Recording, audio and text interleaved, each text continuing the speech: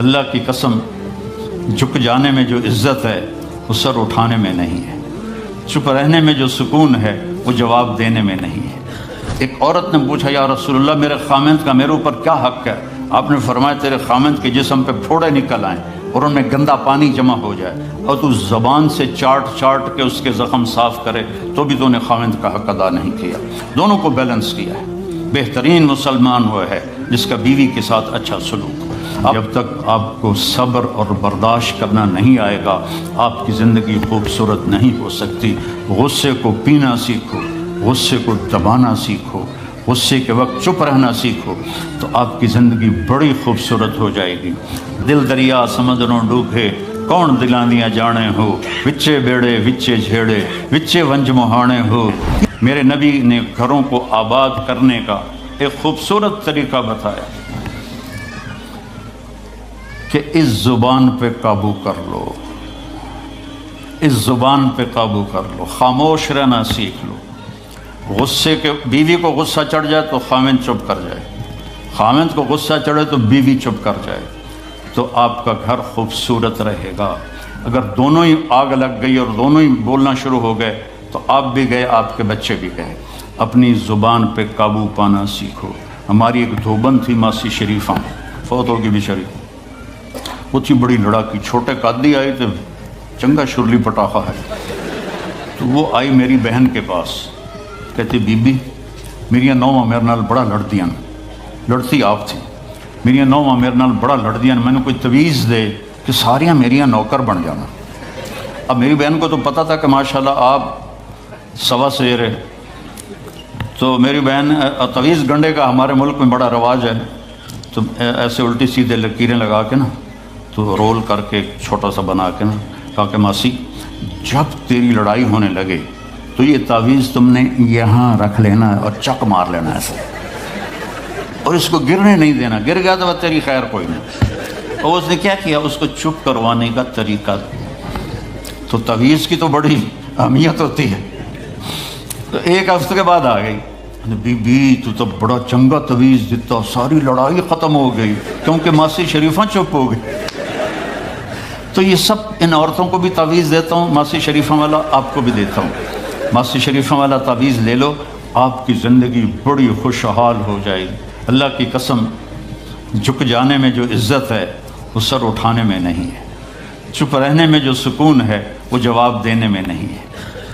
آپ خاموش رہنا سیکھو، آپ اپنے بچوں کو عزت دینا سیکھو، اپنے بچوں کو ٹائم دیا کرو۔ یہاں مرد کی بھی جاب ہے، عورت کی بھی جاب ہے، تو بچے نظر انداز ہوتے ہیں، ان کو ٹائم دو۔ میرے نبی نے فرمایا اکرموا اولادکم، اپنی اولاد کو عزت دو، اور آپ نے فرمایا خیرکم خیرکم لأہلہ، سب سے بہترین مسلمان وہ ہے جو بیوی سے اچھا سلوک کرے۔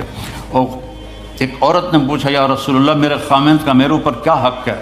آپ نے فرمایا تیرے خامند کے جسم پہ پھوڑے نکل آئیں اور ان میں گندا پانی جمع ہو جائے اور تو زبان سے چاٹ چاٹ کے اس کے زخم صاف کرے تو بھی تو نے خامند کا حق ادا نہیں کیا۔ دونوں کو بیلنس کیا ہے۔ بہترین مسلمان وہ ہے جس کا بیوی کے ساتھ اچھا سلوک ہو۔ آپ نے 11 شادیاں کی، یہ شوق کی نہیں تھیں، یہ اللہ کے حکم کی تھیں اور ہمیں زندگی سمجھانے کے لیے تھیں کہ آپ یہاں رہو یا کہیں اور جگہ رہو، جب تک آپ کو صبر اور برداشت کرنا نہیں آئے گا آپ کی زندگی خوبصورت نہیں ہو سکتی۔ غصے کو پینا سیکھو، غصے کو دبانا سیکھو، غصے کے وقت چپ رہنا سیکھو تو آپ کی زندگی بڑی خوبصورت ہو جائے گی، بہت حسین ہو جائے گی۔ زندگی اندر ہے، باہر نہیں۔ اب رولز رائس میں چڑھ کے کوئی اچھی زندگی نہیں گزار رہے، لائف تو اندر ہے۔ دل دریا سمندروں ڈوبے کون دلاندیاں جانے ہو، وچے بیڑے وچے جھیڑے وچے ونج مہانے ہو۔ یہ اندر ہے، لائف اندر ہے۔ اور کیا لطف انجمن کا جب دل ہی بجھ گیا ہو، جب اندر بجھا ہوا ہو تو پھر باہر کی چیزیں کوئی مزہ نہیں دیتی۔ عاصم کے مرنے کے بعد ہمیں کوئی شے اچھی نہیں لگتی، حالانکہ لائف ہر نعمت موجود ہے، سب کچھ موجود ہے۔ میرے بیٹے کا نام عاصم تھا جو فوت ہوا ابھی، جو 36 سال کی عمر میں، تو کوئی شے اچھی نہیں لگتی کہ اندر ویرانی آ گئی۔ یہ اندر میں خوشحالی ہو، اس کے لیے صرف ایک ہی دوا ہے، وہ ہے محمدی بننا اور محمدی اخلاق کو اختیار کرنا، اللہ کے نبی کے طریقے پر چلتے ہوئے اپنی جان سے لڑائی لڑنا۔ ایک ہمارا دوست تھے، وہ تبلیغ میں گئے تو ان کو داڑھی رکھنے کا شوق ہو گیا، اب بیوی ان کی رکاوٹ بنے کہ داڑھی رکھو گے تو مجھے طلاق دینی ہوگی۔ اب وہ کافی دیر بیچارے سوچتے رہے، ایک دن ان کو ترکیب سوچی، آ کے بیگم سے کہنے لگے میرا جی چاہ رہا ہے کہ میں دوسری شادی کروں، لیکن میں سوچتا ہوں پہلے داڑھی رکھوں یا پہلے شادی کروں۔ تو ان کی بیگم نے کہا پہلے داڑھی رکھ لو، پہلے داڑھی رکھ لو۔ تو ایسے اپنی بیگمات کو مناؤ پیار محبت سے۔ عزت تو نبی کے طریقے میں ہے، نبی کا طریقہ چھوڑ کے میرا والد مجھے ڈاکٹر بنانا چاہتا تھا، تو آج میں یہاں کھڑا ہوتا، اگر میں ڈاکٹر ہوتا، میرا چھوٹا بھائی ڈاکٹر ہے، بہت اعلیٰ ڈاکٹر ہے، تو میں یہاں کھڑا ہوتا، مجھے یہاں میرے نبی کا طریقہ لے کر آیا ہے، میرے نبی کی سنت لے کر آئی ہے، میرے نبی کی زندگی لے کر آئی ہے، اور آپ جس محبت سے تشریف لائے ہیں اس کے پیچھے میرے نبی کی زندگی ہے۔ تو اللہ کی قسم عزتوں کا خزانہ ہے میرے نبی کی پاکیزہ زندگی۔ تو آپ نے ہمیں پوری زندگی گزار کے دکھایا۔ حضرت عائشہ کی دلداری فرما رہے ہیں، عائشہ انہو لیہون علی ان اریتک زوجتی فی الجنہ، عائشہ مجھے تو جب سے پتہ چلا ہے تو جنت میں میری بیوی ہے، میرے لیے تو مرنا ہی آسان ہو گیا ہے۔ بھلا جس نے رب کو دیکھا ہو اس کے لیے کسی اور کی حاجت رہ جاتی ہے؟ باقی یہ صرف دلداری کے لیے تھا۔ ایک دوسرے کی تعریف کرو، ایک دوسرے کے لیے اظہار محبت کرو۔ آج کا ماحول ایسا ہے، بیگم سے کہو گے آئی لو یو، کی خیرت ہے کیوں ہے؟ وہ تم سے کہے گی آئی لو یو تو تم بھی پوچھو گے خیرت ہے، کوئی چکر تو نہیں آ رہا؟ اظہار کرو، اظہار محبت کرو، اس سے آپ کے باؤنڈنگ ہوگی۔ اولاد کو ماں باپ سمجھتے ہیں بس ہماری اولاد ہے، ہمیں ان سے پیار ہے، ان کو عزت دو، ان سے اظہار محبت کرو۔ ڈاکٹر عبدالحی صاحب ایک بڑے بزرگ گزرے ہیں، وہ اپنے ایک مرید کے ہاں کھانے پہ گئے تو پوچھنے لگے کھانا کس نے بنایا؟